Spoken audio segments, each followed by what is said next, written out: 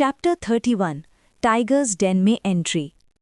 Duke की power enhancement के बाद जब तक सामने ऑफिशियल नाइट लेवल का मैजिकल बीस्ट ना हो, वो किसी भी मैजिकल बीस्ट को आसानी से हैंडल कर सकता था। वो रेकलेस नहीं था, हर एक्शन उसकी एक्चुअल स्ट्रेंथ के कैलकुलेशन पे बेस्ड होता था।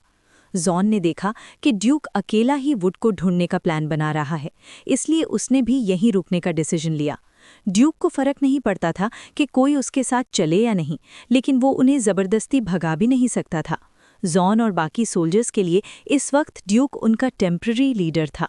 कोई सोल्जर अपने लीडर को छोड़कर अकेला नहीं जा सकता। अगर ऐसी बात बाहर निकल जाती तो चाहे ड्यूक को फर्क ना पड़े, जॉन और बाकी सबको पनिशमेंट मिलती। ये एक सोल्जर की बेसिक डिसिप्लिन थी। रात का वक्त था। एक गुफा के अंदर बॉनफायर जल रही थी। उसकी रोशनी पथरीली दीवारों पर नाच रही थी। लियो, वाइल्ड वुल्फ रॉबर ग्रुप का लीडर, आग के पास बैठा हुआ था। वो सख्त जर्की को मुश्किल से चबा रहा था और ऊपर से अल्कोहल का घूंट पीकर उसे नीचे उतार रहा था।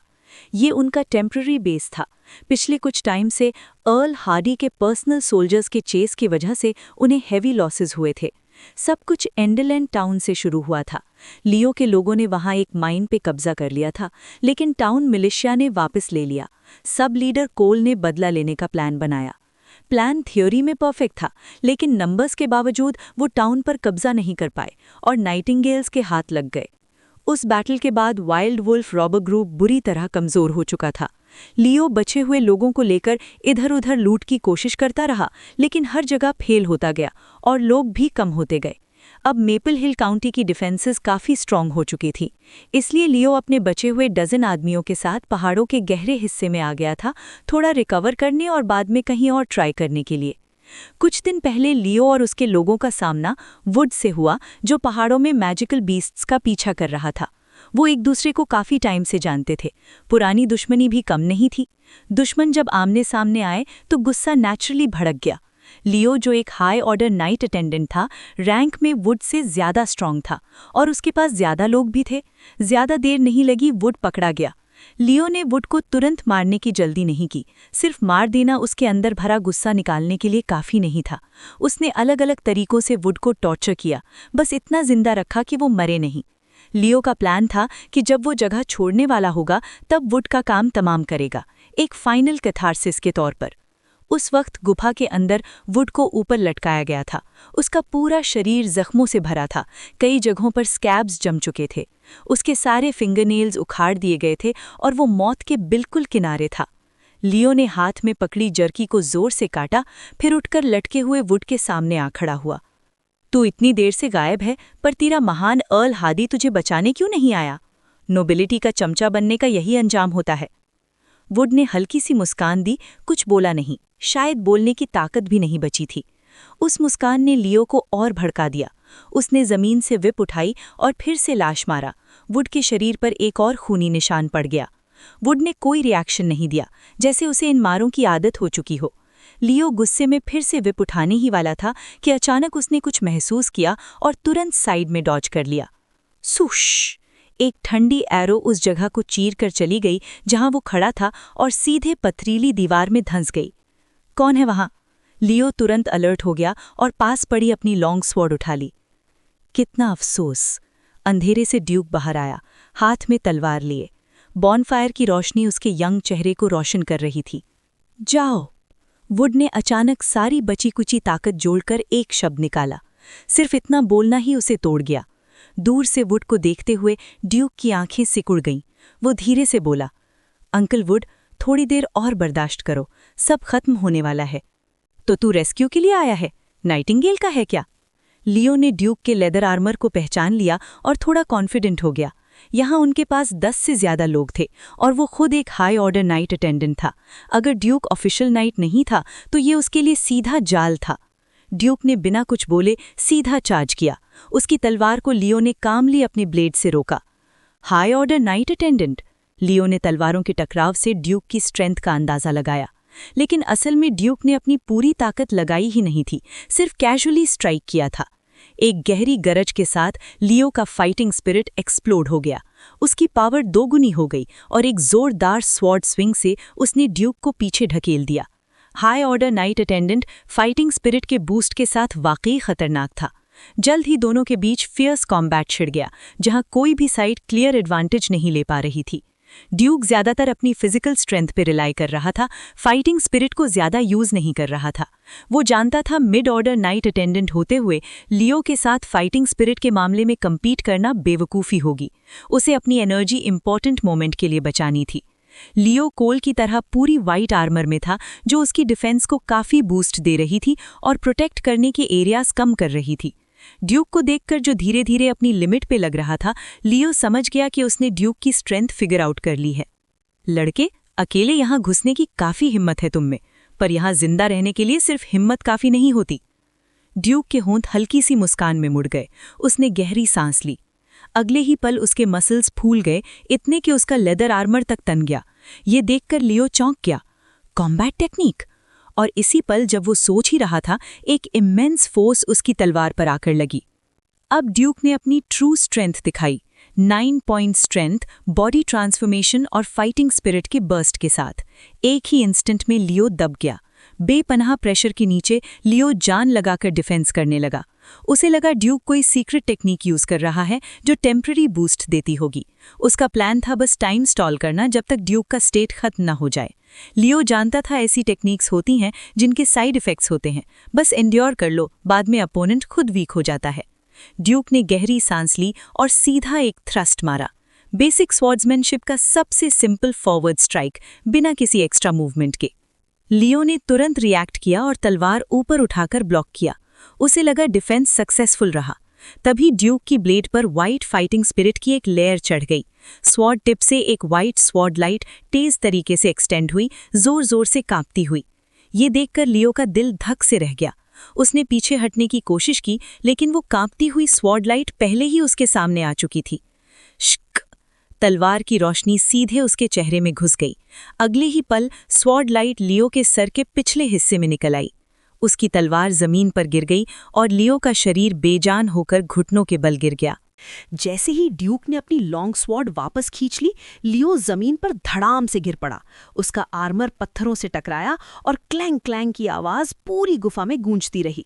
कुछ पल के लिए गुफा में सन्नाटा छा गया। तभी ड्यूक के पीछे खड़ा एक बैंडिट चुपके से आगे बढ़ा। उसके हाथ में एक डैगर था जो सीधा ड्यूक की गर्दन की तरफ एम किया गया। ड्यूक ने मुड़कर भी नहीं देखा। उसने सिर्फ हाथ बढ़ाया और बैंडिट की गर्दन ऐसे पकड़ ली जैसे कोई मुर्गी पकड़ता हो। अगले ही पल उसने जोर लगाया। क्रैक! हड्डियां टूटने की आवाज आई। बैंडिट तुरंत मर गया। ड्यूक ने बिना एक सेकंड सोचे लाश को साइड में फेंक दिया, जैसे कुछ हुआ ही ना हो। बाकी बैंडिट्स ने एक दूसरे की तरफ देखा। सिर्फ एक नजर में उनके बीच समझ बन गई। अगला ही पल सब के सब गुफा के एंट्रेंस की तरफ भाग पड़े। ड्यूक बस उन्हें देखता हुआ जा रहा था। उसके चेहरे पर कोई एक्सप्रेशन नहीं था। उसने पीछा नहीं किया। जैसे ही दो बैंडिट एंट्रेंस तक पहुंचे, स्विश स्विश कुछ एरोज उड़कर आए और दोनों बैंडिट्स को सुइयों से भरे सांड की तरह बना दिया। वो वहीं गिर पड़े। बाकी बैंडिट्स ये देखकर अचानक रुक गए। उनके दिमाग में एक ही थॉट घूम गया, बाहर कोई है और काफी लोग हैं। और जब उन्होंने पीछे मुड़कर ड्यूक का ठंडा निष्ठुर चेहरा देखा, उनमें से कुछ ने सबसे समझदारी भरा फैसला लिया। वो वहीं जमीन पर घुटनों के बल गिर गए। माफ कर दो, हमें छोड़ दो। थोड़ी देर बाद जॉर्न सोल्जर्स को लेकर गुफा के अंदर आया और बचे हुए 7 बैंडिट्स को बांध दिया। मैन पावर कम होने की वजह से और ताकि बैंडिट्स कोई और हरकत ना कर पाएं, उन सब के हाथ डिसलोकेट कर दिए गए। इस युग में ह्यूमन राइट्स जैसे कॉन्सेप्ट्स थे ही नहीं और बैंडिट्स तो बिल्कुल भी ह्यूमेन ट्रीटमेंट एक्सपेक्ट नहीं कर सकते थे। हाथ डिसलोकेट होते ही उनकी रेजिस्टेंस वहीं खत्म हो गई। कंट्रोल करना भी आसान हो गया। जॉन भी एक बात ने बैंडिट्स के मन में बची खुची बगावत भी ठंडी कर दी। आजकल टेरिटरी में मैन पावर शॉर्टेज था, इसलिए इन बैंडिट्स को शायद फांसी देने के बजाय स्लेव्स बना दिया जाए। बैंडिट्स के लिए जब तक गैलोस पर ना भेजा जाए सब कुछ ठीक था। स्लेव बनना कोई बात नहीं, जिंदा रहना ज्यादा जरूरी था। कुछ तो पहले भी स्लेव्स रह चुके थे, जैसे पुरानी जॉब पर वापस जाना। वुड को नेचुरली रेस्क्यू कर लिया गया और वहीं पर इमरजेंसी ट्रीटमेंट दिया गया। जॉन की टीम छोटी थी, लेकिन उनके पास बेसिक मेडिसिन्स थीं। चेकअप के बाद पता चला कि वुड को कोई फेटल इंजरी नहीं थी, बस अनगिनत छोटी छोटी चोटें थीं। अगर वो मिड लेवल नाइट अटेंडेंट ना होता तो कोई नॉर्मल आदमी तो कब का टॉर्चर से मर चुका होता। जब जॉन वुड का ट्रीटमेंट कर रहा था, ड्यूक ने लियो के शरीर से सिल्वर वाइट आर्मर उतारना शुरू किया। लाश अभी स्टिफ नहीं हुई थी, इसलिए आर्मर उतारना कंपैरेटिवली आसान था। उसके बाद ड्यूक ने गुफा के अंदर थोड़ा और सर्च किया और एक बहुत ही नाजुक सा छोटा चेस्ट मिला। उसकी सरफेस पर इतने कॉम्प्लेक्स पैटर्न्स बने हुए थे कि सिर्फ देखने से ही आंखें घूम जाने को थीं। बैंडिट्स ने बताया कि ये चेस्ट लियो का पर्सनल ट्रेजर था, किसी को भी इसे छूने की इजाज़त नहीं थी। उन्हें खुद भी नहीं पता था कि इसके अंदर क्या है। ध्यान से देखने पर ड्यूक को समझ आया कि चेस्ट गोल्ड और मिथरिल से बना हुआ था। सिर्फ चेस्ट की वैल्यू ही शायद 1000 गोल्ड कॉइन से कम नहीं होती, और अगर हिस्टोरिकल वैल्यू जोड़ी जाए तो प्राइस और भी ज़्यादा होती। ड्यूक इस चेस्ट को पहचान नहीं पाया। इस दुनिया की हिस्ट्री के बारे में उसकी नॉलेज ऑलमोस्ट ज़ीरो थी। बस एक बात क्लियर थी, इस चेस्ट के अंदर कुछ ना कुछ ज़रूर छुपा हुआ है। थोड़ी देर सोचने के बाद ड्यूक ने वहीं पर चेस्ट खोलने का रिस्क नहीं लिया। पहले वुड को सेटल करना ज़्यादा इंपॉर्टेंट था। वुड को थोड़ा संभालने के बाद ड्यूक उसे रात ही रात जंगल से बाहर ले गया और घोड़े पर बैठाकर एंडलैंड टाउन की तरफ दौड़ पड़ा। टाउन में एक प्रीस्ट था जो आसपास के लोगों का इलाज करता था। मेडिसिन्स और प्रॉपर केयर के साथ वुड का और अच्छा ट्रीटमेंट हुआ। वुड होश में ही था, लेकिन टाउन पहुंचते ही कोमा में चला गया। ड्यूक ने खुद चेक किया, हार्ट बीट नॉर्मल थी, लेकिन बॉडी हद से ज़्यादा थकी हुई थी। सेफ एनवायरनमेंट मिलते ही वो गहरी नींद में डूब गया। वुड की कंडीशन स्टेबल होने के बाद ड्यूक कुछ टाइम के लिए एंडलैंड टाउन में ही रुक गया। वो ट्रेनिंग ग्राउंड के पास एक छोटी सी वुडन हाउस में रहने लगा। दरवाज़ा बंद करने के बाद ड्यूक ने वहीं एक्सक्लूसिव चेस्ट निकाला। चेस्ट लॉक्ड नहीं था, बल्कि उसमें कुछ बहुत ही स्पेशल इंटरनल मैकेनिज्म्स लगे हुए थे। कुछ देर तक स्टडी करने के बाद ड्यूक ने चेस्ट के ऊपर बने एक सनफ्लावर पैटर्न को प्रेस किया। क्लिक! चेस्ट का लिड अपने आप खुल गया। इस वक्त ड्यूक पहले ही वो पूरा आर्मर पहन चुका था जो उसने रिकवर किया था, पूरी तरह आर्म्ड, अगर कोई पॉइजनस डार्ट या ट्रैप निकले। लेकिन ऐसा कुछ भी नहीं हुआ। चेस्ट के अंदर सिर्फ गोल्ड कॉइन्स की लेयर्स थीं और सबसे ऊपर एक पुराना सा ब्रास रिंग पड़ा हुआ था। ड्यूक ने कॉइन्स को ऑलमोस्ट इग्नोर कर दिया और सीधा ब्रास रिंग उठा ली। रिंग देखने में बिल्कुल सिंपल थी, जैसे एक नॉर्मल सी पीतल की अंगूठी जिसमें कुछ खास नहीं लगता था। फिर भी पता नहीं क्यों ड्यूक का ध्यान उस रिंग से हट ही नहीं रहा था। उसे घुमाते हुए उसे लगा जैसे उस पर कुछ इंस्क्रिप्शंस बने हुए हैं। पहले ये लिखा हुआ क्यों नहीं देखा, ड्यूक सोचने लगा। इंस्क्रिप्शंस ऐसे लग रहे थे जैसे अपने आप उभर रहे हों, या ज्यादा सही कहें, जब ड्यूक सीधा उन्हें देखता तभी दिखते थे। जैसे ही वो नजर हटाता, इंस्क्रिप्शंस वापस रिंग में डूब जाते। ये मिस्टीरियस सीन ड्यूक की क्यूरियोसिटी और बढ़ा गया। लिखा हुआ स्क्रिप्ट बिल्कुल अनजान था, ऐसा लैंग्वेज उसने कभी नहीं देखा था। ड्यूक ने सब्र से हर एक सिंबल, हर एक स्ट्रोक को ध्यान से देखा और दिमाग में बिठा लिया। जैसे ही उसने सारे इंस्क्रिप्शंस याद कर लिए, एक मैसेज उसके दिमाग में उभर आया, अमोर कोलोरेंजा। ड्यूक चौंक गया। ये आवाज़ रिंग से आ रही थी, और सबसे अजीब बात, चाहे वो इंस्क्रिप्शन समझता नहीं था, फिर भी उनका अर्थ उसे समझ आ रहा था। इसका मतलब है एलिमेंटल एनर्जी डिफेंस के लिए स्किन से चिपकने वाली एक प्रोटेक्टिव मेम्ब्रेन। ड्यूक ने रफली मीनिंग समझा, लेकिन सबसे बड़ा सवाल ये था, उसे अचानक समझ कैसे आ गया। तब ड्यूक को एक ख्याल आया, स्पिरिचुअल पावर। शायद ये डायरेक्ट इन्फॉर्मेशन ट्रांसमिशन का तरीका था जो स्पिरिचुअल पावर के थ्रू होता है। आखिर लैंग्वेज और राइटिंग सिर्फ इन्फॉर्मेशन की कैरियर्स होते हैं, और स्पिरिचुअल पावर शायद उन सबसे ज़्यादा इफेक्टिव मीडियम थी जिसमें रिसीवर को बिना किसी लैंग्वेज के पूरा मीनिंग समझ आ जाता है। ब्रास रिंग को हाथ में पकड़कर ड्यूक उसे बार बार रब करता रहा। उसके दिमाग में पहले सुने गए लोग घूम रहे थे, विजर्ड्स। अचानक एक विम पर ड्यूक ने रिंग के इंस्क्रिप्शंस को बोल दिया, अमोर कोलोरेंजा। अगला ही पल उसके दिमाग की गहराई से एक तीखी थकान उठी। उसकी आंखों के आगे अंधेरा छा गया और वो लगभग बेहोश होने वाला था। Chapter 33 senior night attendant. Duke table का सहारा लेकर खड़ा रहा, मुश्किल से अपने आप को संभाल पाया, जैसे उसका दिमाग अभी अभी किसी भारी हथौड़े से मारा गया हो। थोड़ी देर बाद जब उसके होश पूरी तरह लौटे, उसने महसूस किया कि उसके कपड़ों पर हल्की सी सुनहरी चमक फैली हुई है। उसे समझ नहीं आ रहा था कि इसका मतलब क्या है। ड्यूक ने अपने हाथ की ब्रास रिंग को देखा और अभी अभी मिले इन्फॉर्मेशन से जोड़कर धीरे धीरे समझ गया।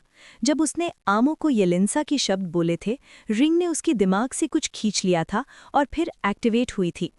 उसके शरीर पर जो हल्की गोल्डन रोशनी थी वो रिंग की ही शक्ति थी, और अगर आमो को येलेंसा के मतलब पर ध्यान दिया जाए तो ये एलिमेंटल टाइप अटैक्स को रेजिस्ट करने के काम आती है। एलिमेंटल टाइप, क्या ये मैजिक पावर हो सकती है? ड्यूक ने सोचा। उसे याद आया कि कभी टैवर्न में एक मिंस्ट्रल कह रहा था, इस तरह की चीजें मिस्टीरियस आइटम्स होती हैं और शायद किसी विजर्ड की छोड़ी हुई होती हैं। ड्यूक ने अपनी लॉन्ग स्वॉर्ड उठाई और अपनी बाजू पर हल्का सा घिस दिया। स्किन पर एक सफ़ेद निशान आ गया। अगर वो थोड़ा और जोर लगाता तो आसानी से चमड़ी कट जाती। इसका मतलब ये था कि ये पतली सी गोल्डन मेम्ब्रेन कोल्ड वेपन्स के अगेंस्ट बिल्कुल काम की नहीं थी। फिलहाल के लिए ये ज़्यादा यूज़फुल भी नहीं लग रही थी। वैसे भी ड्यूक ने अभी तक किसी ऐसे दुश्मन का सामना नहीं किया था जो मैजिक यूज़ कर सके, इसलिए शायद उसे इसकी ज़रूरत भी नहीं पड़ेगी। फिर भी ड्यूक ने ब्रास रिंग को उंगली में पहने रखा। कब क्या काम आ जाए कहा जा सकता है। उस पर जब उसकी आंखों के आगे अंधेरा छा गया था, ड्यूक ने अंदाज़ा लगाया कि या तो उसकी स्पिरिचुअल पावर कम थी या फिर बस इतनी ही थी कि रिंग एक्टिवेट हो सके। अगर स्पिरिचुअल पावर और कम होती तो शायद रिंग एक्टिवेट ही नहीं होती। लियो ने ये रिंग संदूक में छुपाकर रखी थी। इस बात से पता चलता है कि उसे इसका कुछ अंदाज़ा था, लेकिन उसने खुद ये रिंग पहनी नहीं थी। इसका मतलब वो इसे यूज़ करना नहीं जानता था। सही कहा जाए तो लियो की स्पिरिचुअल पावर इतनी ज़्यादा थी ही नहीं कि रिंग के मिनिमम रिक्वायरमेंट्स पूरे कर सके। इसलिए सबसे ज़्यादा संभावना ये थी कि लियो ने कभी रिंग का राज नहीं समझा और उस पर उभरने वाले शब्द भी नहीं देखे। ड्यूक ने खिड़की से बाहर झांककर देखा और मन ही मन शुक्र मनाया कि बाहर कोई नहीं था, वरना उस गोल्डन ग्लो को देखकर लोग सवाल ज़रूर पूछते। वो चुपचाप अपनी जगह बदलकर कमरे के कोने में चला गया ताकि कोई उसे देख न ले। लगभग 10 मिनट बाद उसके शरीर पर छाई सुनहरी रोशनी धीरे धीरे गायब हो गई। इससे ड्यूक ने अंदाज़ा लगाया कि अगर कोई एलिमेंटल अटैक ना हो तो इस मैजिक का इफेक्ट लगभग 10 मिनट तक रहता है। 3 दिन बाद वुड को होश आ गया।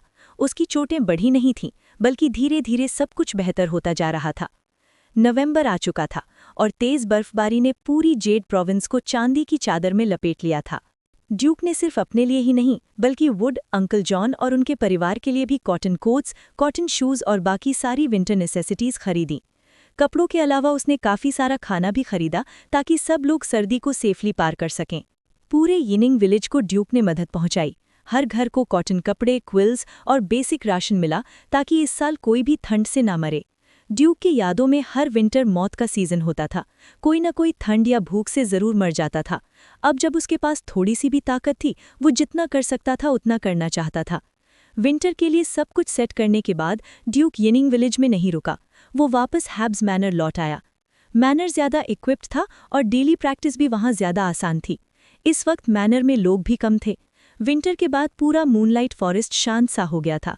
बीस्ट्स और मैजिकल बीस्ट्स के अटैक्स काफ़ी कम हो गए थे। नाइटिंगेल के मेंबर्स को 1 साल की मेहनत के बाद अच्छा खासा ब्रेक मिल गया। सिर्फ कुछ लोग रोटेशन में गार्ड ड्यूटी पर थे।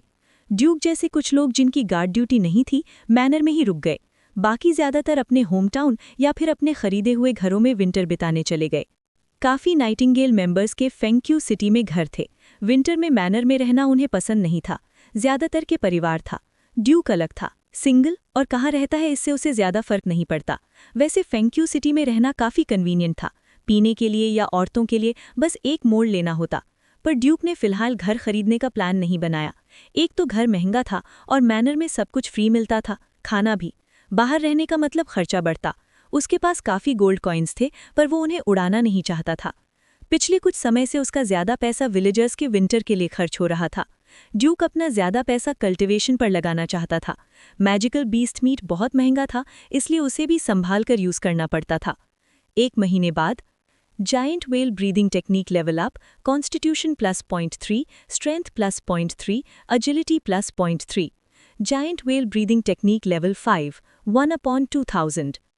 Dragon spine burning wave swat technique level up, constitution +0.2, strength +0.2, agility +0.2। Dragon spine burning wave swat technique level 4, 1/500। Constitution 9.7, Strength 9.7, Agility 9.7, Spirit 8.1, Free Attribute Points 3। Duke ने मैनर में एक शांत महीना अकेला बिताया।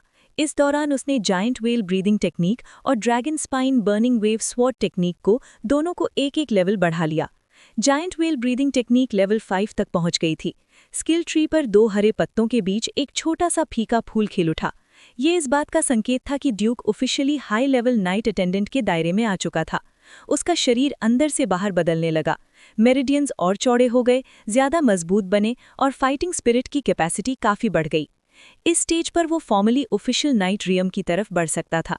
बहुत से नाइट अटेंडेंट्स पूरी जिंदगी यहीं अटके रहते हैं। चाहे मैजिकल बीस्ट मीट हो, लिमिटेड टैलेंट इस स्टेप को बहुत मुश्किल बना देता है। ड्यूक का नाइट टैलेंट कोई खास एक्स्ट्रॉर्डिनरी नहीं था, पर उसे चिंता करने की जरूरत भी नहीं थी। जब giant whale breathing technique level 7 तक पहुंच जाएगी, वो सीधा ऑफिशियल नाइट बन सकता था। Dragon spine burning wave swat technique भी ग्रेट अचीवमेंट रियम में पहुंच चुकी थी।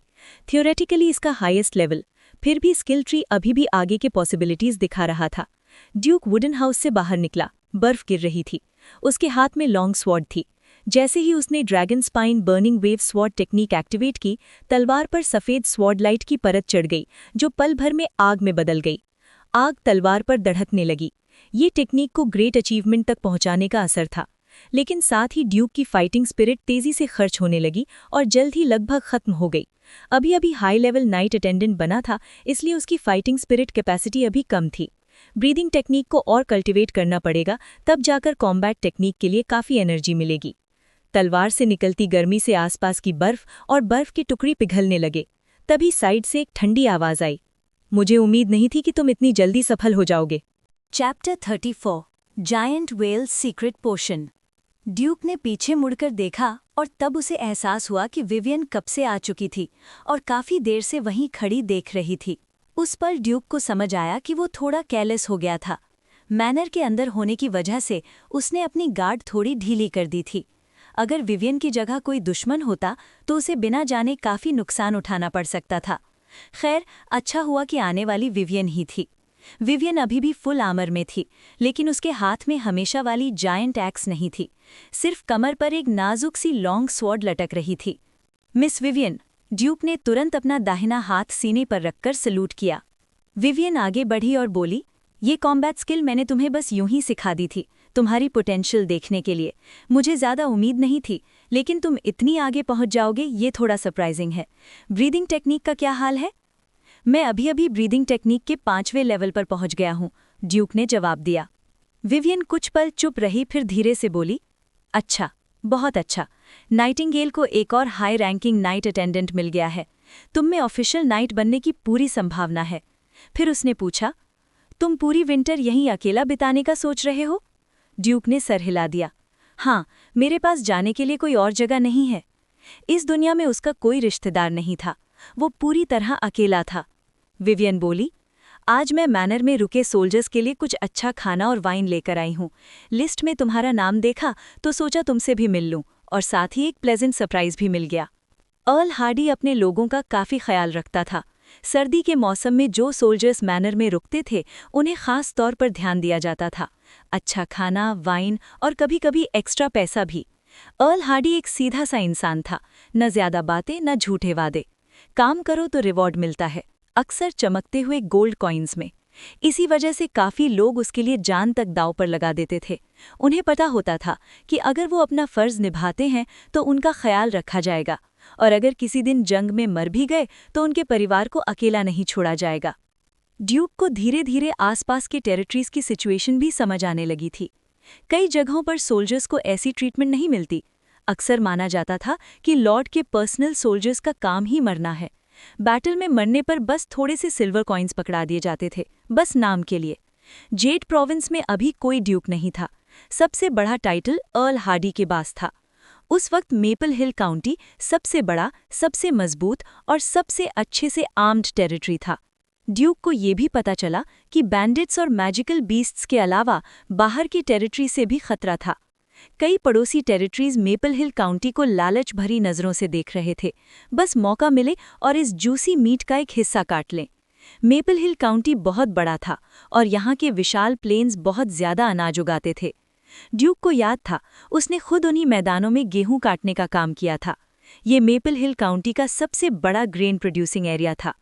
इस युग में जब रिसोर्सेज कम थे, खाना सबसे बड़ा स्ट्रेटेजिक रिसोर्स था। इसीलिए कई टेरिटरीज मेपल हिल काउंटी पर कब्जा करना चाहते थे। वेरा किंगडम इन छोटे नोबल्स के बीच होने वाली लड़ाइयों पर या तो आंख बंद कर लेता था या फिर उनके पास कंट्रोल करने की ताकत ही नहीं थी। अब तक ड्यूक को सिर्फ इतना पता था कि वेरा किंगडम का रॉयल क्लैन राइट क्लैन है। इसके अलावा रॉयल फैमिली के बारे में उसे कुछ नहीं मालूम था। मेपल हिल काउंटी के आम लोगों के लिए जन्म से लेकर मौत तक कैपिटल की खबरें लगभग बेकार थी। उन्हें इससे कोई फर्क नहीं पड़ता था कि राजा कौन है। उनके लिए सिर्फ ये मायने रखता था कि मेपल हिल काउंटी का लॉर्ड कौन है। विवियन ने फिर ड्यूक की ट्रेनिंग चेक की। उसे एक बार फिर जायंट वेल ब्रीदिंग टेक्निक और dragon spine burning wave swat technique दिखाने को कहा। देखने के बाद वो काफी सैटिस्फाइड लग रही थी। फिर उसने अपने आर्मर के नीचे से एक छोटी सी ओवल शेप्ड ग्लास बॉटल निकाली और बोली, ये जायंट वेल सीक्रेट पोशन है, तुम इसे यूज कर सकते हो। जब ब्रीदिंग टेक्निक प्रैक्टिस करो तो बॉडी के किसी भी हिस्से पर कुछ बूंदे लगा लेना। ड्यूक ने ग्लास बॉटल संभालते हुए ली।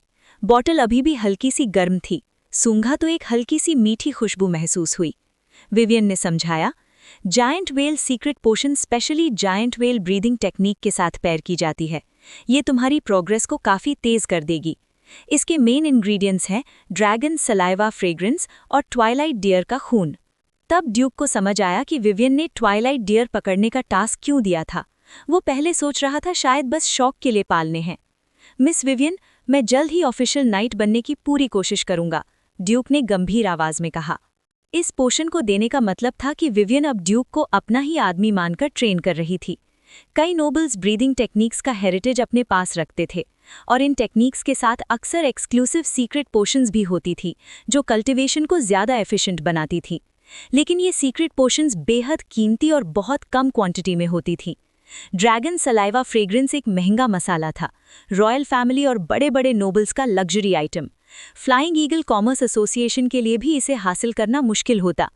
इस छोटी सी बॉटल के पीछे न जाने कितनी ड्रैगन सलाइवा फ्रेग्रेंस खर्च हुई होगी। इसकी कीमत का अंदाज़ा लगाना भी मुश्किल था। विवियन ने और कुछ नहीं कहा। पोषण देने के बाद वो चुपचाप वहां से चली गई। ड्यूक बॉटल हाथ में लिए विवियन को जाते हुए देखता रहा।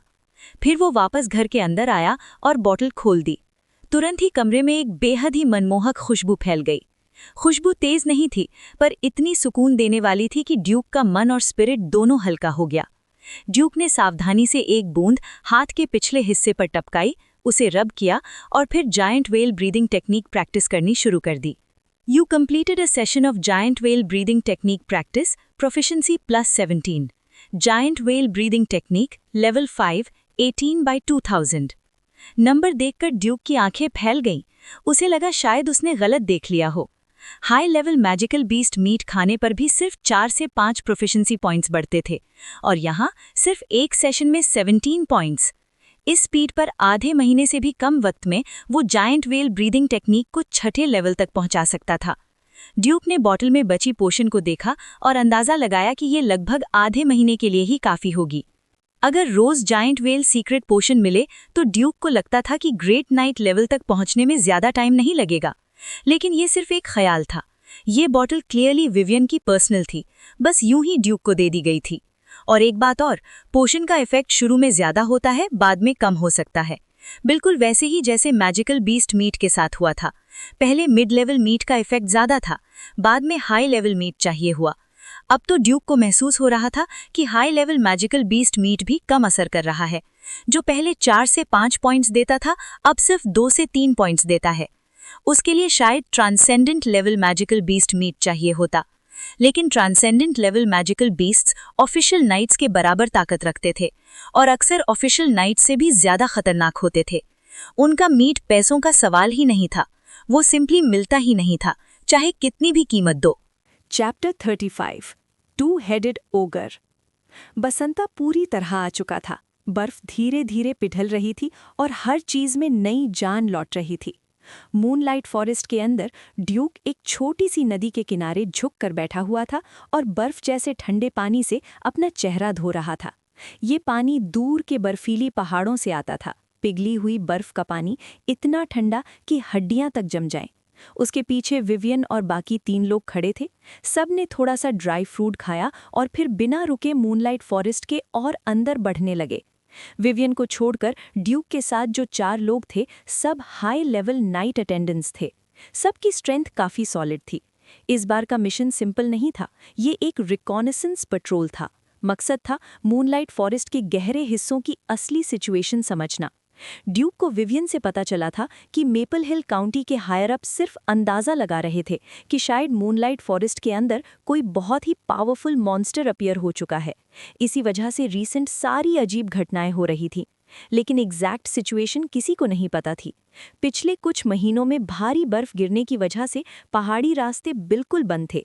अब जब बसंत आ गया था, तब जाकर एक्सप्लोरेशन पॉसिबल हुआ। अगर पहले ही सच्चाई का पता लग जाए तो प्रेपरेशन का मौका मिल सकता था, वरना बाद में सब कुछ बहुत पैसिव हो जाता। इस मिशन की सीरियसनेस का अंदाजा इसी बात से लग जाता था कि विवियन खुद टीम लीड कर रही थी। करंट स्पेकुलेशन के हिसाब से वर्स्ट केस सिनारियो ये था, मूनलाइट फॉरेस्ट में ग्रेट नाइट के बराबर के मॉन्स्टर का अपीयरेंस। ऐसे मॉन्स्टर्स लेजेंडरी होते थे, ऑर्डिनरी नाइट्स के बस के बाहर। अगर वाकई ऐसा हुआ तो अर्ल हार्डी को वीरा किंगडम के रॉयल फैमिली से मदद मांगनी पड़ती। ये सिर्फ मेपल हिल काउंटी का इशू नहीं रहता। ड्यूक और बाकी लोगों ने एक ऐसा रास्ता चुना जो घोड़ों के लिए बिल्कुल नामुमकिन था, लेकिन इस रास्ते का फायदा भी था। ये कई वाइल्ड बीस्ट्स और मॉन्स्टर्स के एक्टिव एरियाज को बाईपास करता हुआ सीधा मूनलाइट फॉरेस्ट के डीप रीजन तक जाता था। उनकी टीम की स्ट्रेंथ के साथ इस तरह के अनटच्ड प्रिमिटिव फॉरेस्ट में चलना ज्यादा मुश्किल नहीं था। पिछली सर्दी के दौरान जायंट वेल सीक्रेट पोशन की मदद से ड्यूक ने जायंट वेल ब्रीदिंग टेक्निक को 6th लेवल तक पहुंचा दिया था, लेकिन पोशन खत्म हो चुकी थी और उसकी कल्टीवेशन स्पीड वापस पहले जैसी हो गई थी। उसने देश शर्मी से विवियन से दोबारा जायंट वेल सीक्रेट पोशन के बारे में पूछा, जिसका जवाब सिर्फ एक घूर कर देखा जाना था। विवियन के पास खुद का स्टॉक ही लिमिटेड था, जो सिर्फ उसकी अपनी प्रैक्टिस के लिए काफ़ी था। ड्यूक के लिए कुछ भी एक्स्ट्रा नहीं था। ब्रीदिंग टेक्निक इंप्रूव होने के बाद ड्यूक के कॉन्स्टिट्यूशन, स्ट्रेंथ और एजिलिटी सब 9.9 पॉइंट्स पर पहुंच गए थे। ये क्लियरली एक और वाटरशेड लग रहा था। इसके बाद शायद क्वालिटेटिव चेंज आता। ड्यूक हमेशा अपने 3 फ्री एट्रीब्यूट पॉइंट्स को यूज़ नहीं करता था। उसे पता था जितना बाद में यूज़ करोगे उतना ज़्यादा फायदा मिलेगा। जब तक बहुत ज़रूरी ना हो उन्हें वेस्ट नहीं करना चाहिए। विवियन अभी भी फुल आर्मर पहने हुई थी और उसकी पीठ पर वही ओवरसाइज जायंट एक्स बंधी हुई थी। प्रिमिटिव फॉरेस्ट के बीच से गुजरने के बावजूद उसकी मूवमेंट्स इतनी हल्की और स्मूथ थी जैसे वो 500-600 पाउंड का बोझ उठा ही नहीं रही हो। ये मूनलाइट फॉरेस्ट में उनका तीसरा दिन था। वो कई पहाड़ियों को पार कर चुके थे और प्रिमिटिव फॉरेस्ट के बड़े हिस्सों से गुजर चुके थे। और फिर 2 दिन बाद उन्होंने आखिरकार कुछ देखा। ड्यूक और बाकी लोग तुरंत झुक गए, घने झागों में छुपकर आगे का सीन ऑब्जर्व करने लगे। आगे एक समतल वैली थी, 3 तरफ से पहाड़ियों से घिरी हुई, और उत्तर दिशा में एक खड़ी चट्टान, क्लिफ। चट्टान के उस पार एक और मैदान था और उसके नीचे एक तेज बहती हुई नदी, जिसकी गूंज दूर से ही सुनाई दे रही थी। उनके सामने पेड़ों से बने कई सिंपल शेल्टर्स खड़े थे और उनके बीच कई इंसान जैसे क्रीचर्स घूम रहे थे। Goblins, caveman, gnolls, wild boarman. Veteran Beck ने तुरंत पहचान लिया।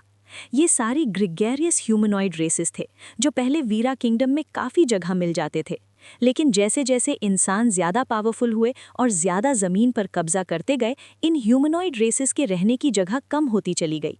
अब ये सिर्फ ऐसे ही गहरे रिमोट फॉरेस्ट्स में बचे थे। ड्यूक पहली बार इतनी सारी ह्यूमनॉइड रेसेस एक साथ देख रहा था। उसके लिए ये सीन काफ़ी फैसिनेटिंग था। अजीब है, बेक ने धीरे से कहा। ये रेसेस यूजुअली ट्राइब्स में रहती हैं, ये सब एक साथ कैसे रह सकती हैं, और वो भी शांति से? चाहे गॉब्लिन्स हों या केवमैन, सब सैवेज प्रिमिटिव ट्राइब्स थे। सिर्फ इंसानों के ही दुश्मन नहीं, बल्कि एक दूसरे के भी। नॉर्मली ये एक ही जगह पर एक दिन भी साथ नहीं रह सकते थे, जमीन के लिए जान ले लेते। लेकिन यहाँ सब शांत थे। वहाँ देखो, विवियन ने धीरे से कहा, दूर एक तरफ इशारा करते हुए। सबने ध्यान से देखा। दूर एक बहुत बड़ा वुडन हाउस था। सिर्फ उसका दरवाज़ा ही 7-8 मीटर ऊंचा था। ऐसे दरवाजे का मतलब सिर्फ एक ही हो सकता है, अंदर रहने वाला क्रीचर बेहद ही बड़ा था। उस पल सब समझ गए, ये सारे ह्यूमनॉइड क्रीचर्स इसीलिए शांत थे क्योंकि उन सब के ऊपर एक और भी ज़्यादा पावरफुल बीइंग थी। ड्यूक को याद आया, पहले देखे केवमैन और फिशमैन ट्राइब्स शायद इसी वजह से अपनी पुरानी जगह छोड़कर भागने पर मजबूर हुए थे। कौन सा क्रीचर हो सकता है? बेक सोचने लगा। ऐसा कौन सा जीव हो सकता है जो इतनी अलग-अलग ट्राइब्स को अपने नीचे झुकने पर मजबूर कर दे? तभी जवाब खुद सामने आ गया। एक 5 मीटर लंबा ओगर हरा नीला सा स्किन लिए वुडन हाउस के अंदर से बाहर निकला और उसके 2 सर थे। ये देखते ही ड्यूक को लगा जैसे हवा जम सी गई हो। विवियन और बाकी लोग भी जैसे सांस लेना भूल गए थे। विवियन ने कुछ नहीं बोला, बस आंखों से इशारा किया, हिलना मत, ध्यान मत खींचना। ओगर्स ले से ही स्ट्रॉन्ग ह्यूमनॉइड क्रीचर्स होते हैं जो ग्नोल्स, केवमैन जैसे रेसेस को अपने सबॉर्डिनेट बना लेते हैं। एक नॉर्मल अडल्ट ओगर की ताकत ऑफिशियल नाइट के बराबर होती है और वो आसानी से नाइट लेवल के केवमैन किंग को हरा सकता है। और ये 2-हेडेड ओगर और भी भयानक था। ये टेक्निकली फॉर्मिडेबल बीस्ट कैटेगरी में नहीं आता था, लेकिन बस एक कदम पीछे था। इसकी फिजिकल स्ट्रेंथ तो ऑलरेडी मॉन्स्ट्रस थी, ऊपर से ये मैजिक भी कास्ट कर सकता था। इस वजह से ये एक बेहद रेयर ह्यूमनॉइड क्रीचर था। विवियन, जो कि खुद एक स्ट्रॉन्ग ह्यूमन नाइट थी, इस 2-हेडेड ओगर के सामने लगभग 0 चांस रखती थी। उसका हेवी फुल आर्मर भी इस ओगर के मैजिक स्पेल्स के सामने कागज की पत्ते जैसा होता। और अगर मैजिक को साइड में भी रखें तो सिर्फ इसका 5 मीटर लंबा शरीर ही ऑर्डिनरी नाइट लेवल के बस का नहीं था। ये सब जानते हुए सबका टेंस होना बिल्कुल नेचुरल था। किस्मत से 2-हेडेड ओगर ने झाड़ों में छुपे लोगों को नोटिस नहीं किया और उत्तर दिशा की तरफ चल पड़ा। जहां जहां से वो गुजरा, केवमैन और ग्नोल्स तुरंत घुटनों पर बैठ गए, रिस्पेक्ट दिखाते हुए। चलते चलते उसके दोनों सिर किसी अजनबी भाषा में आपस में बड़बड़ाते रहे, जैसे झगड़ा कर रहे हों। और जब उसे गुस्सा आया, उसने एक घुटने पर बैठे केवमैन को पैर तले कुचल दिया। ये देखते ही आसपास के सारे ह्यूमनॉइड क्रीचर्स और भी ज्यादा कांपने लगे। Chapter 36 spell casting. ड्यूक और उसकी टीम बिल्कुल सांस तक रोककर झाड़ों के बीच छुपी रही। किसी ने एक पत्ता भी नहीं हिलाया, ना ही कोई आवाज निकाली। सिर्फ तब जब 2-हेडेड ओगर दूर जंगल के अंदर गायब हो गया, विवियन ने आंखों से सिग्नल दिया। तब जाकर सब लोग धीरे धीरे पीछे हटने लगे। यहाँ की सिचुएशन अब क्लियर हो चुकी थी। सबसे ज़रूरी बात ये थी कि ये इन्फॉर्मेशन वापस ले जाई जाए और फिर काउंटर मेजर्स पर बात की जाए। उन्होंने जो देखा था उससे बिल्कुल साफ था। 2-हेडेड ओगर सिर्फ रह नहीं रहा था, वो फोर्सेस जमा कर रहा था, पावर बिल्ड कर रहा था। जिस दिन उसने काफ़ी स्ट्रेंथ इकट्ठी कर ली, वो अपना टेरिटरी ज़रूर एक्सपैंड करेगा और उसका सीधा मतलब था मेपल हिल काउंटी के लिए मुसीबत। वैली से काफ़ी दूर निकलने के बाद टीम ने अपनी स्पीड धीरे धीरे बढ़ा दी। तभी आगे से एक तेज़ बदबू आई। रियर में चल रही विवियन का चेहरा तुरंत सख्त हो गया। सावधान, उसने वार्निंग दी, लेकिन देर हो चुकी थी। सबसे आगे चल रहा बेक रुक गया। उसकी आंखों के सामने 2-हेडेड ओगर खड़ा था और उसके पीछे एक भारी भरकम गॉब्लिन।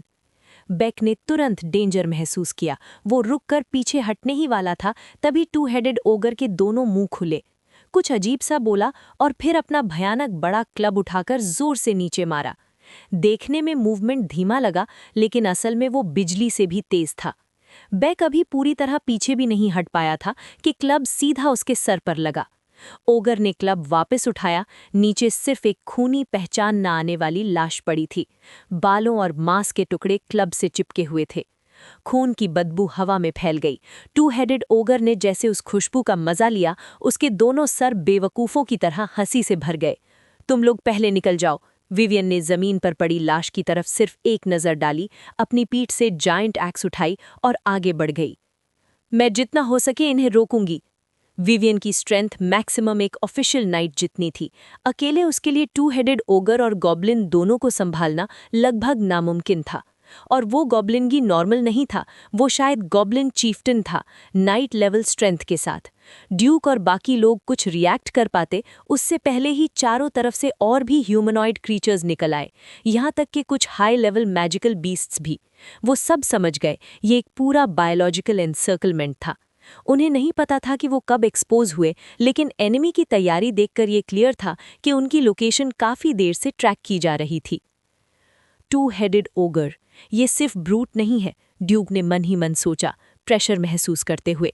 फिशमैन, केवमैन या मैजिकल बीस्ट्स के साथ पहले की फाइट्स सिर्फ फिजिकल पावर का खेल थे, दिमाग का यूज कम होता था। लेकिन अब ये क्रीचर जाल बिछा सकता था। ये सबसे ज्यादा डेंजरस बात थी। विवियन ने चारों तरफ की सिचुएशन देखी और समझ गई कि ड्यूक और बाकी लोगों का सेफ निकलना लगभग इम्पॉसिबल था। तुम लोग आसपास वालों को संभालो, मौका मिले तो भाग जाना, इन दोनों को मैं रोकूंगी।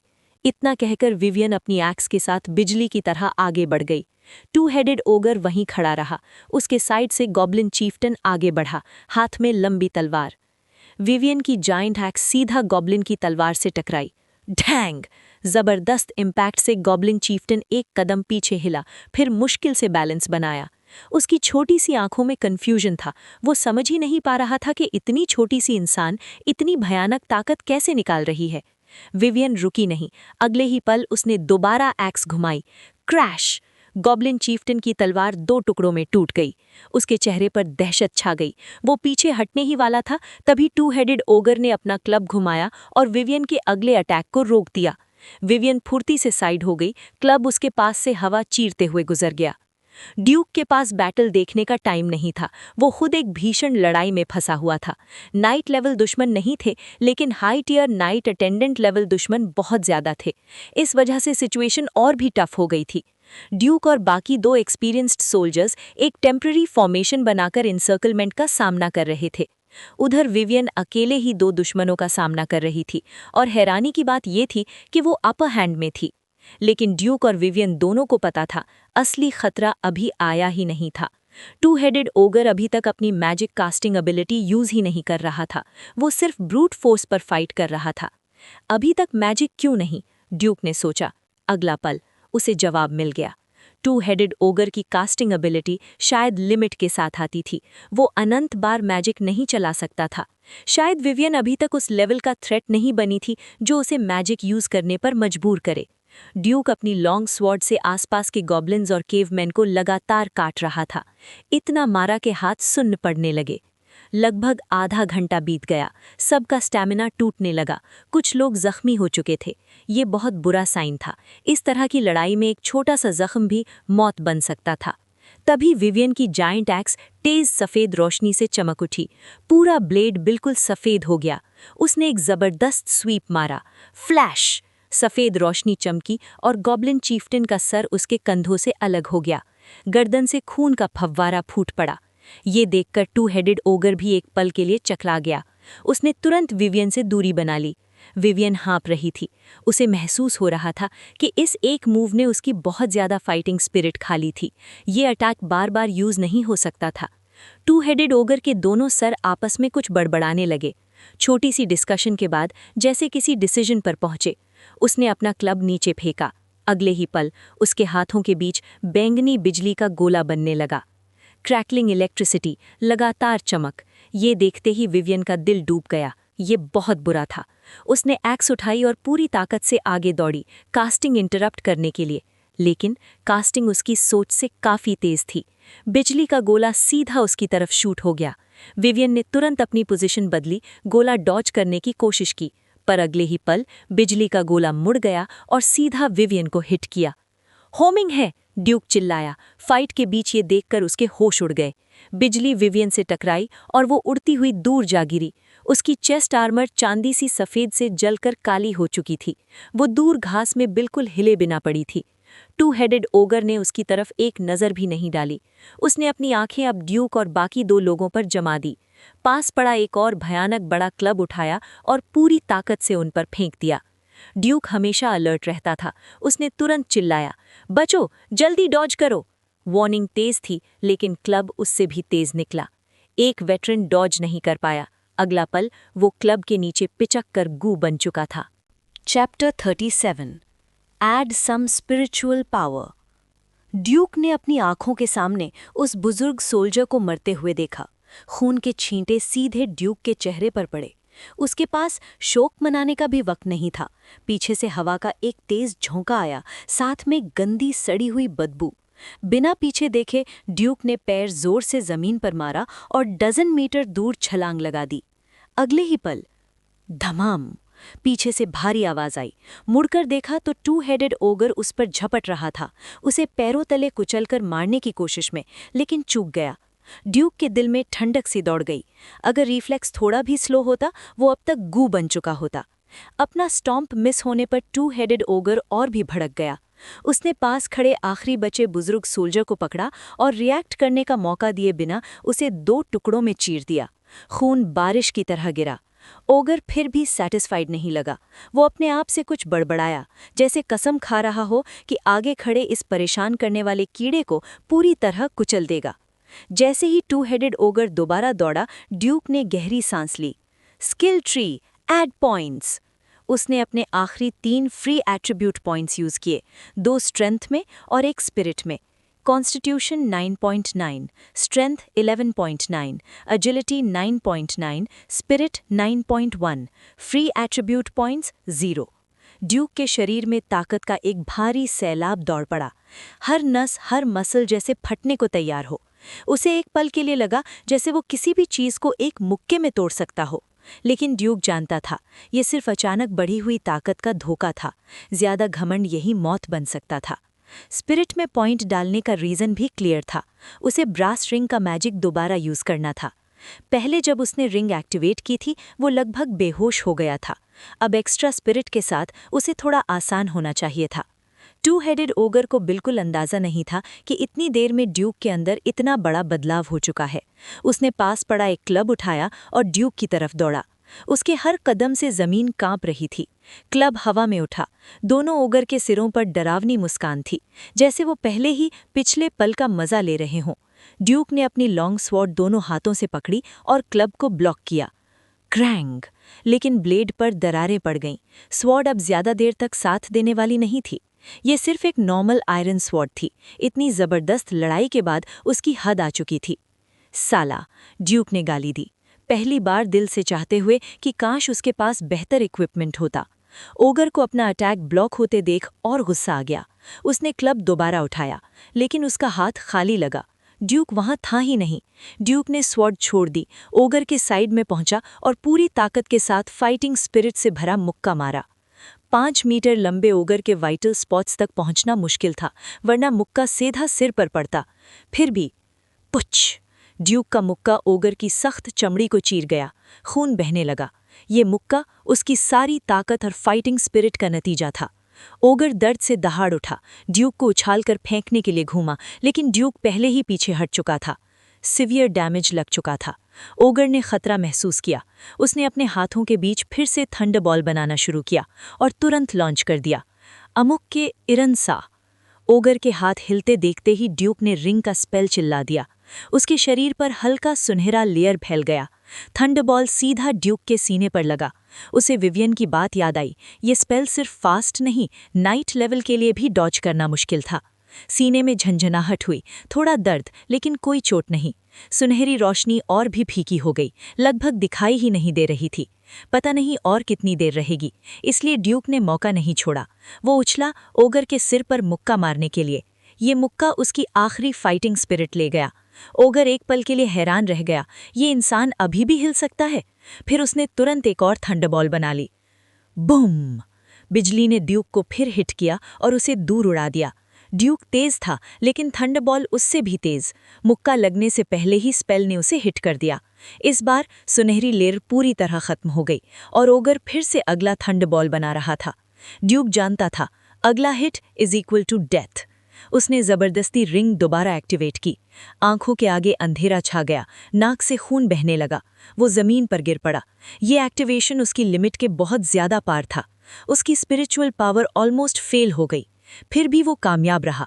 सुनहरी रोशनी दोबारा उभरी और थंडरबॉल को रोक लिया। 2 हेडेड ओगर गुस्से से चिल्लाया, इस बात पर कि ड्यूक अभी तक मरा नहीं। वो पैर उठाकर उसे कुचलने ही वाला था, तब उसके पीछे एक छोटी सी आकृति बिना आवाज के आई, हाथ में जायंट एक्स जो सफेद रोशनी से चमक रही थी। ओगर ने कुछ महसूस किया और क्लब पीछे घुमाया, लेकिन फ्लैश! सफेद रोशनी ने सब कुछ काट दिया। वो छोटी आकृति पीछे उछल रह गिर गई, लेकिन ओगर के दोनों सिर उड़ गए। उसका 5 मीटर का शरीर एक पल लड़खड़ाया और फिर धमाम जमीन पर गिर गया। ड्यूक उठने की कोशिश कर रहा था। सिर में चाकू जैसे दर्द था। सिर्फ विल पावर उसे होश में रखे हुए थी। उसे पता था अभी गिरना मना है। दुश्मन पास आ रहे थे। अगर वो गिरा तो ये ह्यूमनॉइड क्रीचर्स उसे चीर फाड़ कर खा जाएंगे। सिर्फ जिद के दम पर ड्यूक विवियन तक पहुंचा। उसने सांस चेक की, वो जिंदा थी। उसे कंधे पर उठाया और भागना शुरू किया। पीछे से केवमैन और गॉब्लिन्स पीछा कर रहे थे। नॉर्मल हालत में ड्यूक कभी उनसे न डरता, लेकिन अब वो बिल्कुल खोखला हो चुका था। आज एक कमजोर केवमैन भी उसे मार सकता था। वो भागता रहा, पैर सुन्न पड़ चुके थे। सिर्फ इंस्टिंक्ट उसे चला रही थी। और तब वो पहुंच गया एक ऊंची चट्टान के किनारे। नीचे तेज बहते हुए पानी की गरज सुनाई दे रही थी। Chapter 38 a man and a woman alone. Duke ने नीचे खाई की तरफ देखा।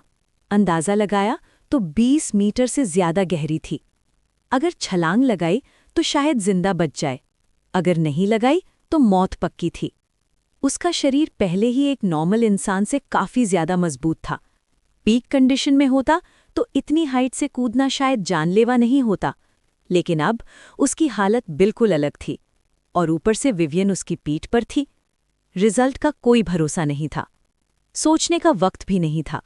दिमाग के गहरे अंदर से उठता तीखा दर्द बता रहा था कि वो बस गिरने ही वाला है। ड्यूक ने गहरी सांस ली, अपनी आखिरी फाइटिंग स्पिरिट को इकट्ठा करके वाइटल जगहों को प्रोटेक्ट किया और बिना हिचकिचाहट खाई में कूद गया। हवा की चीख, पानी की गरज और ठंडे नदी के पानी का झटका, ये सब ड्यूक की आखिरी यादें बनी उसके बेहोश होने से पहले। सर्दी की बर्फ धीरे धीरे पिघल रही थी। ठंड और गर्मी का अजीब सा मेल था। मूनलाइट फॉरेस्ट के काफी हिस्से अभी भी सफेद चादर से ढके हुए थे। सूखी पीली घास के बीच बीच कहीं कहीं हरा रंग झलक रहा था। उसके पास ही एक नदी शांत बह रही थी।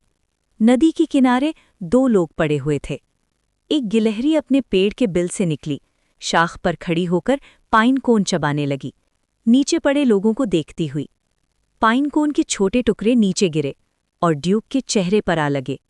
ड्यूक ने धीरे से आंखें खोलीं। पूरा शरीर दर्द से भर गया था, जैसे 18 तगड़े आदमियों ने मिलकर उसकी पिटाई की हो। उसने आसपास देखा, लेकिन तुरंत हिलने की हिम्मत नहीं की, कहीं हड्डी न टूट गई हो। कुछ देर तक बिना हिले पड़े रहकर उसने अपने शरीर का अंदाजा लगाया। कोई बड़ी चोट नहीं, कोई हड्डी टूटी हुई भी नहीं। ड्यूक खुद पर हैरान था। इतनी ऊंचाई से गिरकर बिना फ्रैक्चर के बच जाना, ये उसके हाई बेसिक एट्रीब्यूट्स का ही कमाल था।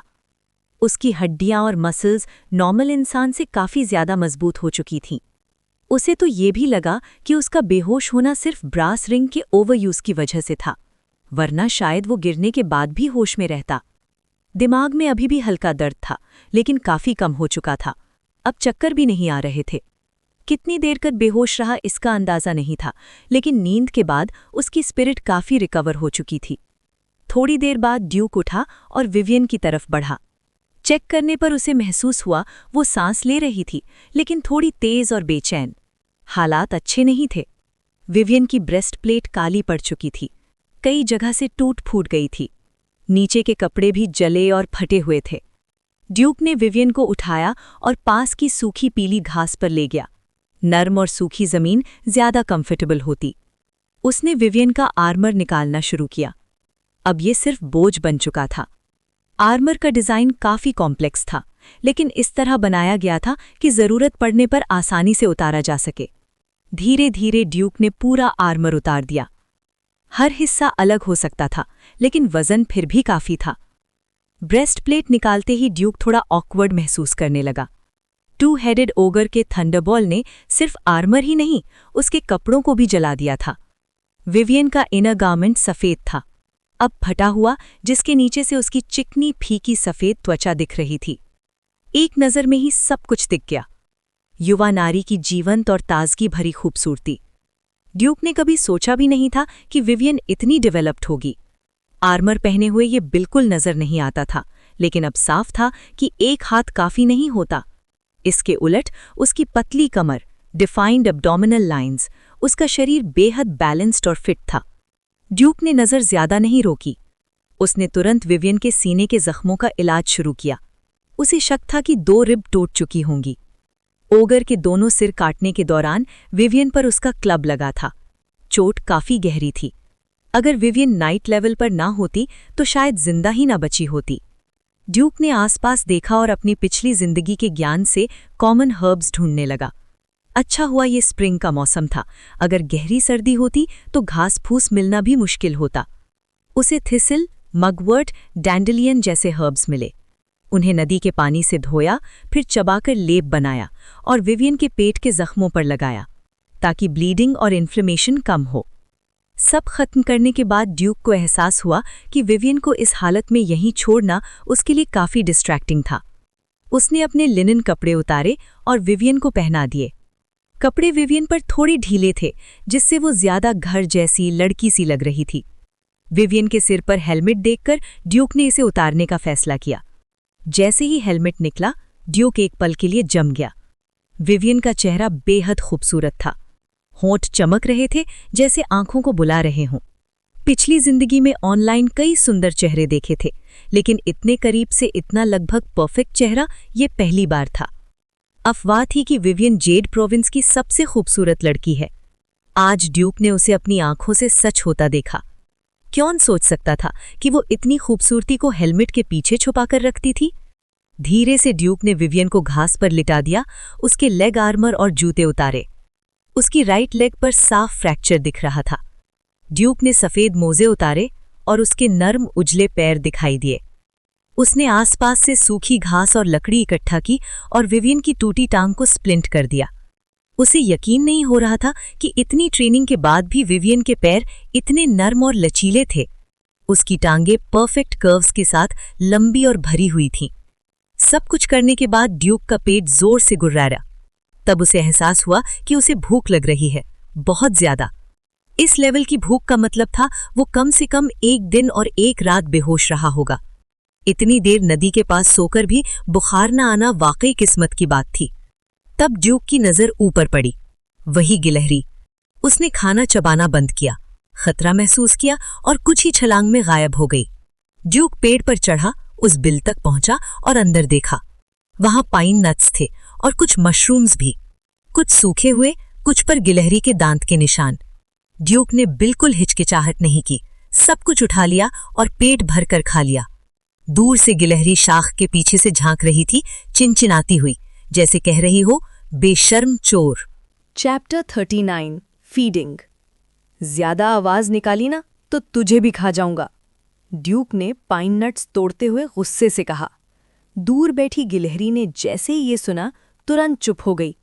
अगले ही पल वो शाखों पर दौड़ती हुई ड्यूक से जितना हो सके दूर निकल गई, जैसे किसी विलन से जान बचा रही हो। कुछ नट्स खाने के बाद ड्यूक का पेट तो पूरा नहीं भरा, लेकिन थोड़ी एनर्जी वापस आ गई। उसकी नज़र फिर जमीन पर पड़ी विवियन पर गई। चेहरा पीला, होंठ बेजान।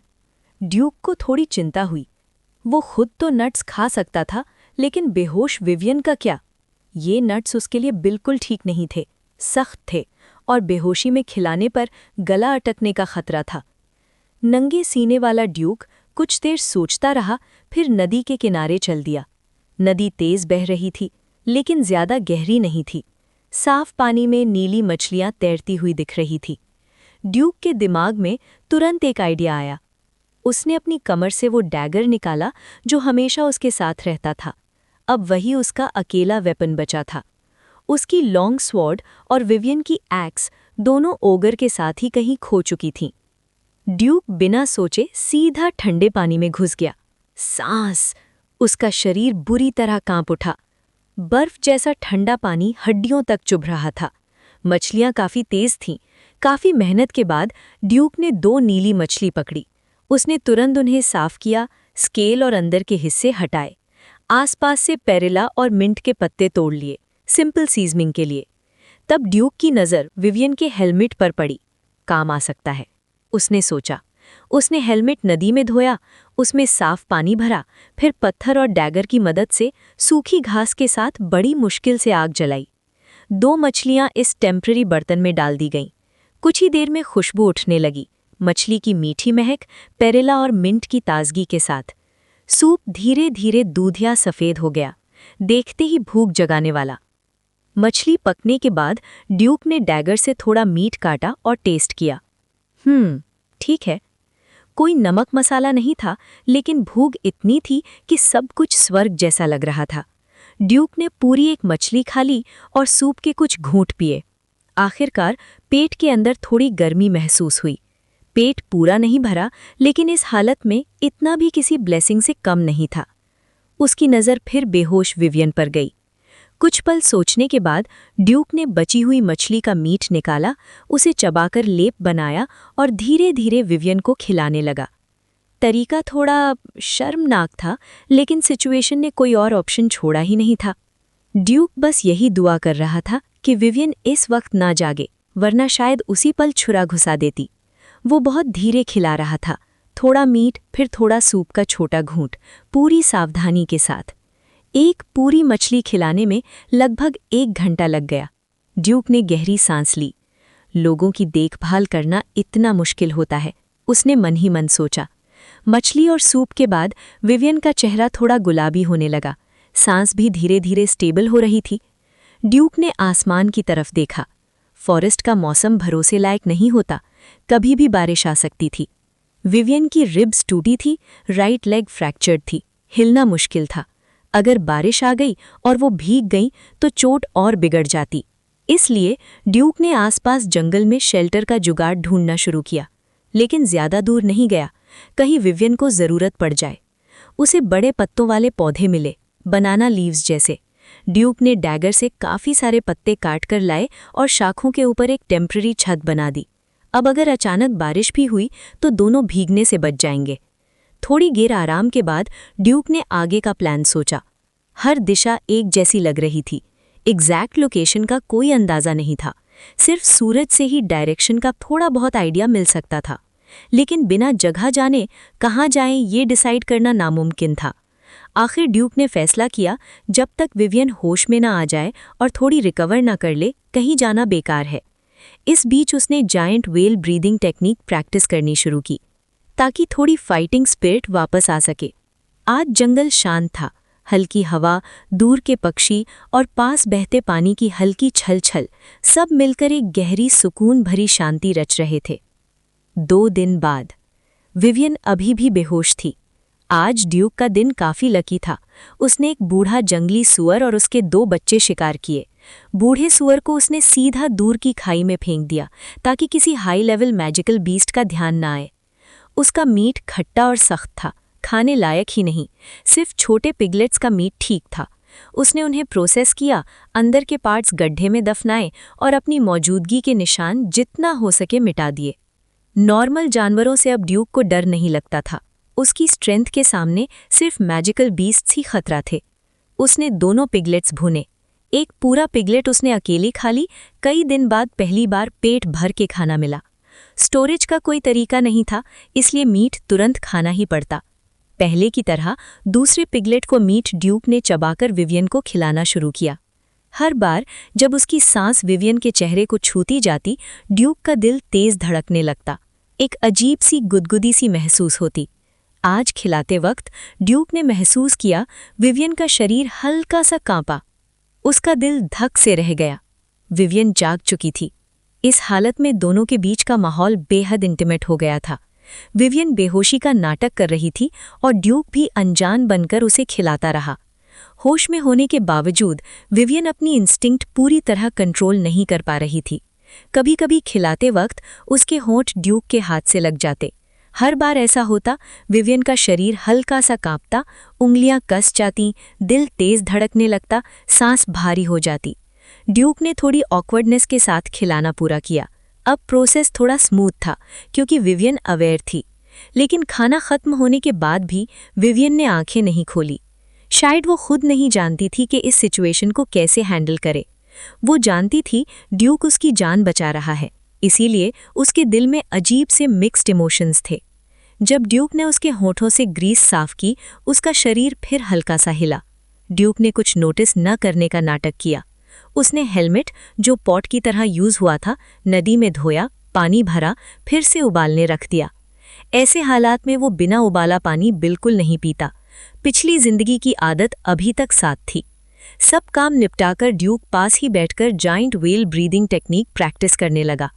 जंगल शांत था, हल्की हवा, दूर के पक्षी और पास बहते पानी की आवाज, सब मिलकर एक गहरी सुकून भरी शांति रच रहे थे। Chapter 40 demonised items.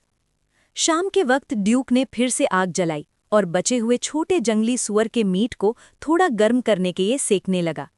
मीट गर्म होने के बाद ड्यूक ने डैगर से एक छोटा सा टुकड़ा काटा और विवियन के पास गया, उसे फिर से खिलाने के लिए। इसी वक्त विवियन की पलकें हल्की सी फड़फड़ाईं। उसने जैसे ही महसूस किया, तुरंत आंखें खोल दी और घबराकर बोली, मैं खुद खा सकती हूँ। इस वक्त विवियन बिल्कुल एक घबराई हुई छोटी सी रैबिट लग रही थी, थोड़ी सी पैनिक में, बिल्कुल अलग। अपनी यूजुअल फीमेल नाइट वाली इमेज से बिल्कुल उलट अब वो एक बिल्कुल सिंपल सी पड़ोस वाली लड़की जैसी लग रही थी।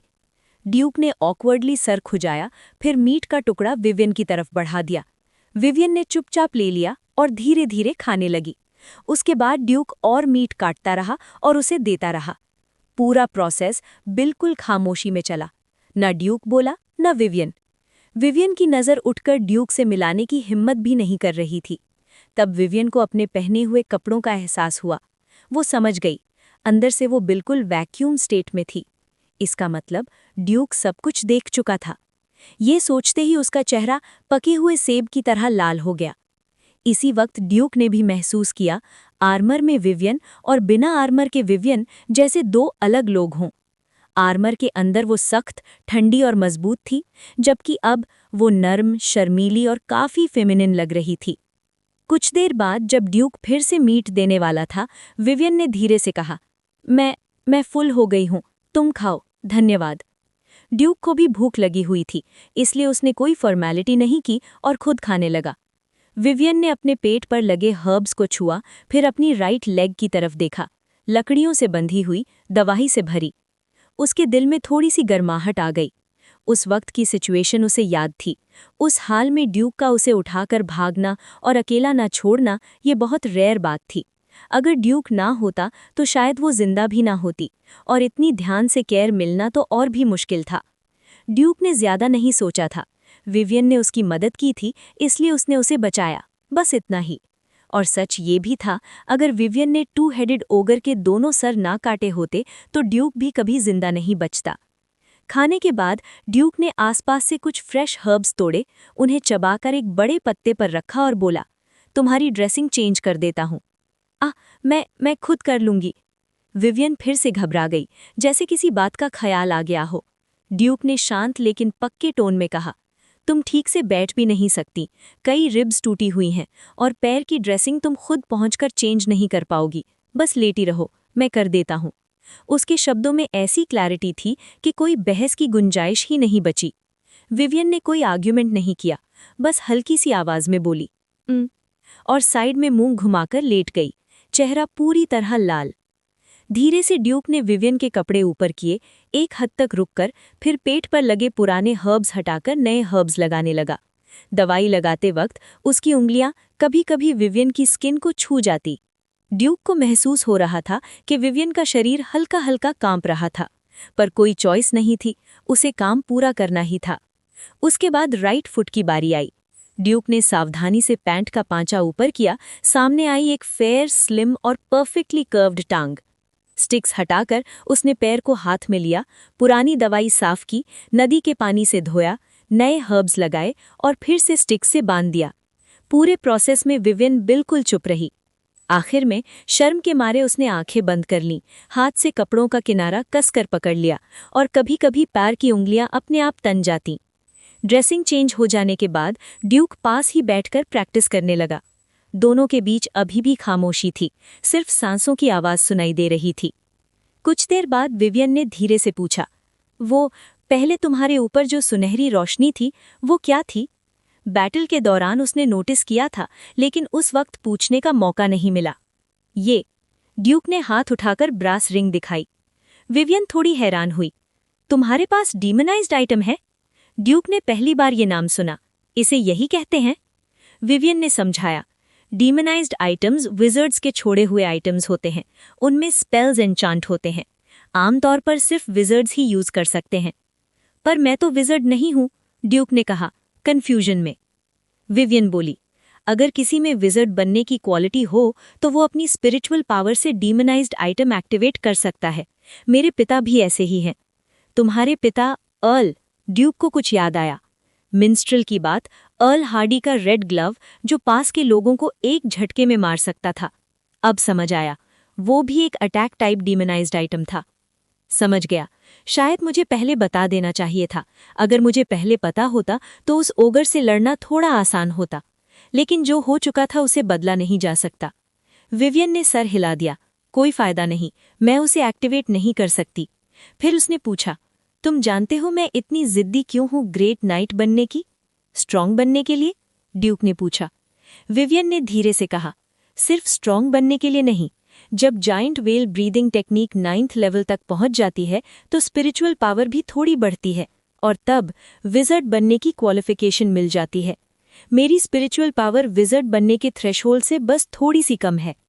विवियन एग्जैक्ट नंबर नहीं जानती थी, लेकिन ड्यूक को अंदाजा हो गया, शायद 7 के आसपास। नॉर्मल इंसान का स्पिरिट लगभग 5 होता है। विवियन शायद 7 के काफी करीब थी। विज़र्ड्स के बारे में और बताओगी? ड्यूक ने पूछा। अर्ल विज़र्ड नहीं है। अब जब उसने मैजिक की ताकत अपनी आंखों से देख ली थी, 2 हेडेड ओगर की लाइटनिंग, तो उसका विज़र्ड पाथ के लिए जुनून और बढ़ गया था। इस दुनिया में जब एक्स्ट्रा ऑर्डिनरी पावर मौजूद थी और उसके पास क्वालिफिकेशन भी थी, तो वो नॉर्मल जिंदगी के जन्म मरण के चक्र से बाहर निकलना चाहता था। विवियन में कहा, फादर विज़र्ड नहीं है। जवानी में वो एक विज़र्ड के लिए काम करते थे, इसीलिए थोड़ा बहुत जानते हैं। रेड ग्लव भी उस विज़र्ड का फेल्ड एक्सपेरिमेंट था, जो उसे रिवॉर्ड के तौर पर मिल गया था। उसके बाद विवियन और ड्यूक के बीच काफी बातें हुईं। धीरे धीरे ऑकवर्डनेस कम होती गई।